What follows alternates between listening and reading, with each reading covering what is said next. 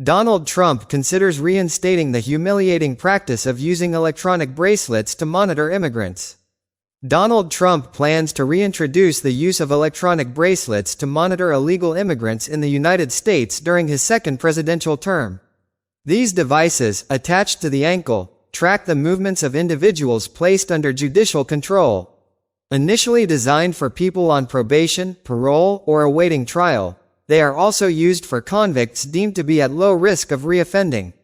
Considering that this technology involves a considerable investment, its application to immigrants with no criminal record had been restricted under the Biden administration.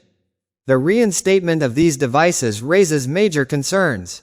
Far from constituting a real alternative to incarceration, their use risks disproportionately broadening the scope of migration laws. Experts point out that these bracelets are particularly humiliating and can have significant psychological effects on the wearers, raising crucial questions about their relevance, ethics, and effectiveness.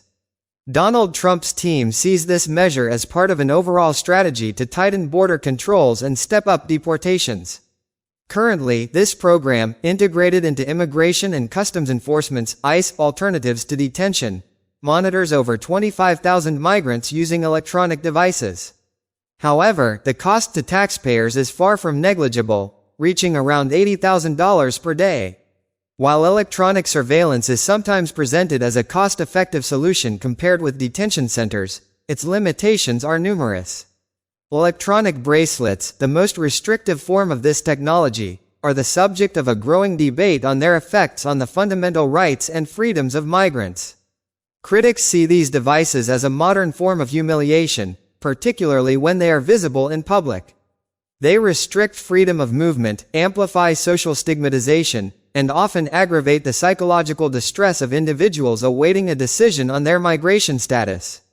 On the other hand, supporters of the program see it as a necessary compromise.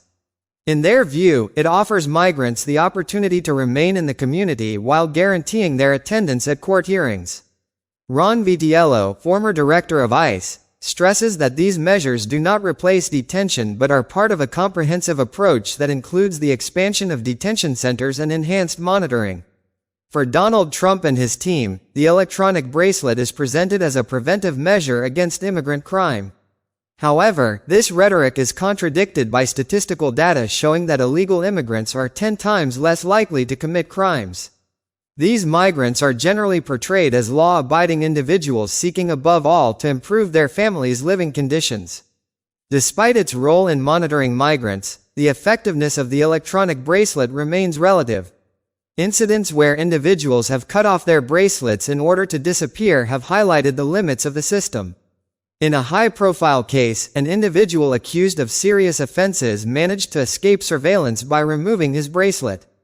In financial terms, although this program is less costly than traditional detention, its budget remains substantial. With daily expenses exceeding $80,000, questions are being raised about its relevance. Moreover, its human impact, including stigmatization, restrictions on freedom, and psychological disorders, adds further complexity to the debate. From a societal point of view, expansion of the program could worsen relations between immigrant communities and the authorities. Fear of constant surveillance may deter individuals from seeking essential services, reporting crimes, or engaging in community activities.